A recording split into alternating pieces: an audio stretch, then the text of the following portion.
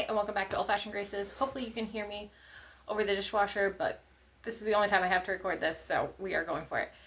Today we are going to talk about the 3 ingredients that I use probably every day. I'm sure I use at least one of them every day that save me so much money and time on my groceries and cooking from scratch.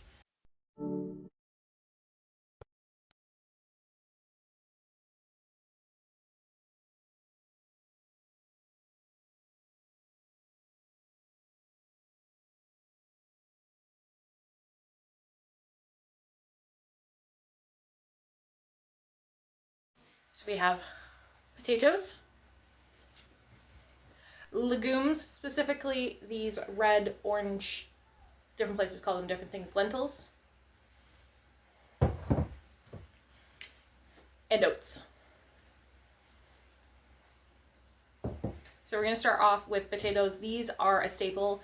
There have been studies done that show that potato is the most satiating food. So if you're looking for, I count them as a starch, not as a vegetable. Although they do have some wonderful nutrient benefits, such as being very high in potassium, and if you leave the peels on, they have quite a bit of fiber.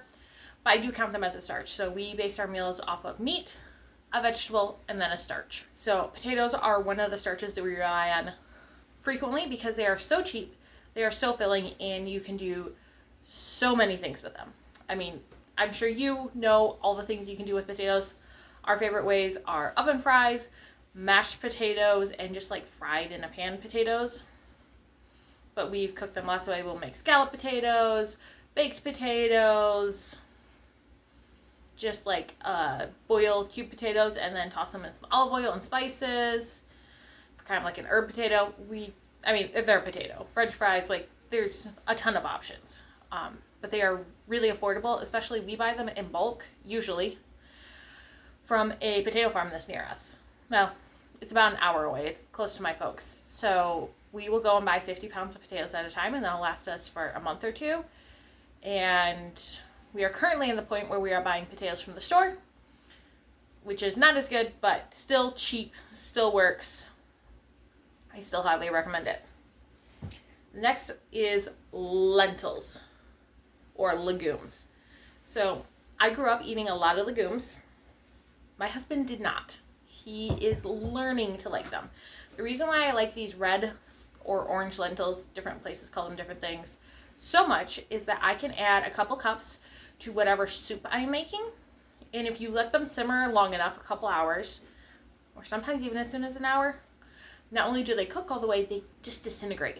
And they just create a very nice, rich creaminess to your broth. They just cook down into nothingness and just really thicken your broth and add a lot of bulk. It adds protein, lots of very good nutrients, including iron and lithium, which helps with mood, which is great, and just creates a nice thicker soup. We are a family that really likes a nice thick soup, so this is a great way to do that for very, very inexpensive. The other legumes are any of the beans and peas. We do baked beans.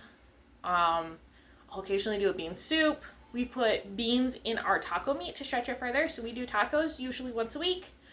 And I will add in about 16 ounces of whatever bean I have on hand, usually white beans, because that's just what we have. But black beans, kidney beans, whatever, pinto, add them into your meat. Just add a little bit extra seasoning to season the beans really well, and it can stretch your meat, sometimes even double it depending on your meat to bean ratio. So that is a really great way to stretch your groceries while adding protein and a bunch of other nutrients in them.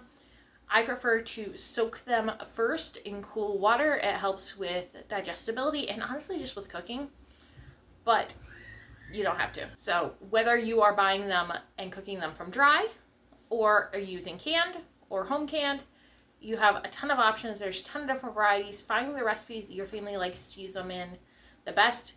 But our family's favorite way, or at least my husband's favorite way, is to hide them in something, whether that is the lentils in soup or the beans in taco meat. It just really, really stretches the budget. I will link a cookbook. It's called Holy Frioles. It's one that my family used growing up. It has a lot of wonderful recipes in there. There's also, you can make black bean brownies, which I think are more of like a cake than a brownie, but they are gluten-free and dairy-free and are delicious. So there's lots of different ways you can even get into making desserts with them. And then last, but certainly not least, is oats. So we do oatmeal quite frequently for breakfast. It is filling. I frequently will whisk some eggs in at the end if we have enough eggs on hand, which even boosts the protein even more. Oats naturally have a fair bit of protein for a grain, and we cook it in milk, so that, you know, makes it fairly protein packed. We also make granola. We go through about 2 gallons of granola a month. So I have a wonderful granola recipe that I will link down below. Easy to make up in bulk, or not if you don't have a ton of people you're feeding. And we love to do that granola as cereal, or most frequently topping on yogurt with some fruit for breakfast or snack. I also make granola bars with it.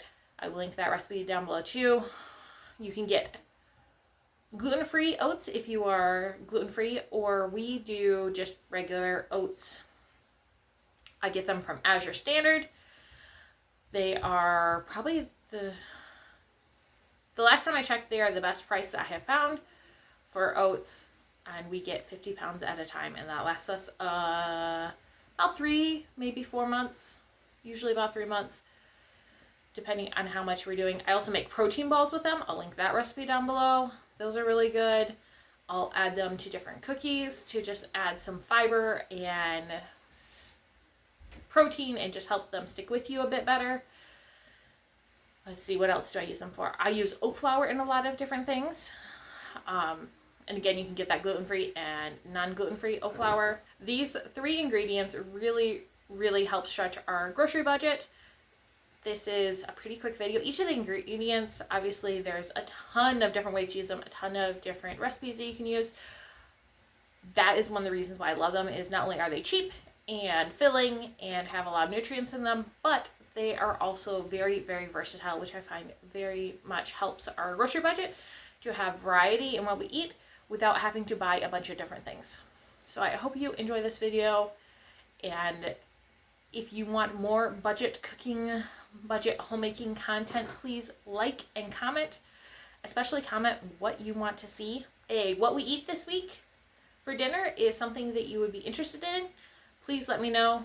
My meals are not fancy and frequently not very pretty, but they are filling and usually, not always, but usually delicious. Let me know down below. Thank you so much for watching. I hope you guys have a great day. We'll talk to you later. Bye.